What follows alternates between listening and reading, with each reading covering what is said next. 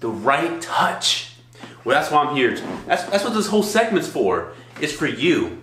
So what we're gonna be doing today is gonna be helping you pose your Gunpla. I'm gonna give you 3 different types of poses, and we're gonna go ahead and we're gonna make the best of them, because you know why you clicked here today. Because I am the master of posing Gunpla. What the hell is going on here? What? Hell no!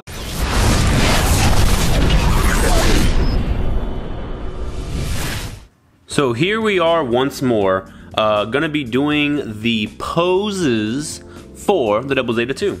And for this one, we're gonna kind of just keep it the same. Don't really want to change it too much right now. Maybe in the future we'll go ahead and change it. But the first pose is just gonna be a basic standing. Then we're gonna go ahead and move on to maybe more of a maybe a nice little aerial pose, something along those lines. And then after the aerial pose, then let's go ahead and we'll just kind of have like a little random one in there. So let's go ahead and we're gonna start pushing through the standing pose right now.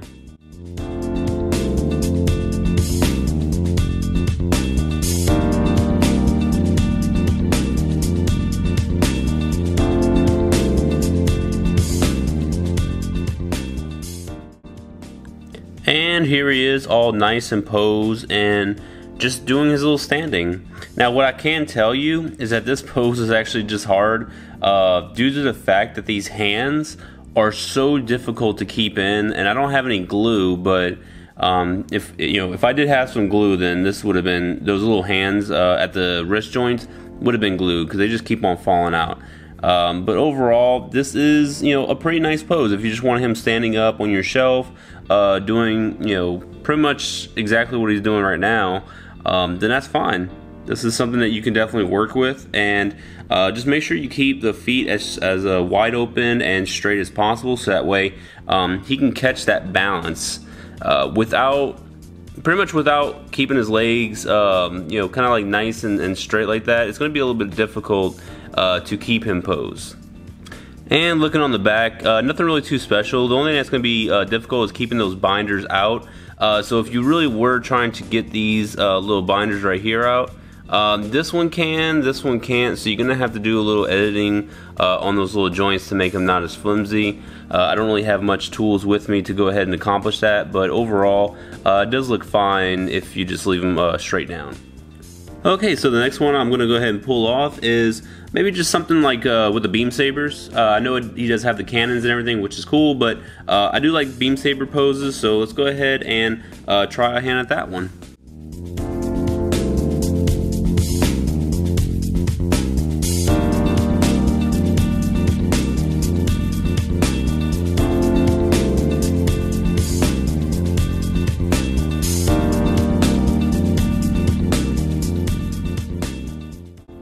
Okay, so this is the pose I chose, just something with the beam sabers. Now, one thing that is a little bit difficult to pose this guy when it comes to anything with kind of like dashing or kind of like low, I guess, body positioning, is that the head won't actually go all the way up because it's being blocked by its collar. So it really can't look up that much. It can look down, fairly well, but looking up has just been a problem with this kit as a whole.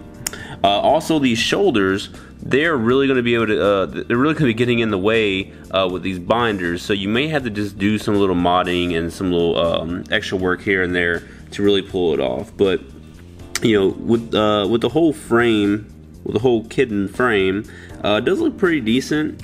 So yeah, that's really about it. Not really too much on kind of like dynamic poses when it comes to the beam sabers, because the wrists don't really rotate down that well, and you're just not going to get anything as crazy as you would from like a real grade, or perhaps from a kit that really does kind of have more of a beam saber or even sword presence. So it's going to be hard to really get that out of this kit. But if you are trying to just get them posed up with some beam sabers, I think with some just modification, change out the hands with some of those nicer hands that come in a bundle, that should probably be, well more worth your time and effort than doing that with just the basic hands that it comes with. Okay, so we're gonna go ahead and do the next pose, which will be just more its basic one, actually kind of similar to what's on the front cover of its box. So the 3 cannons deployed on its back, as well as the giant, I guess mega rifle cannon that's gonna be on its arm as well. So let's go ahead and get started with that.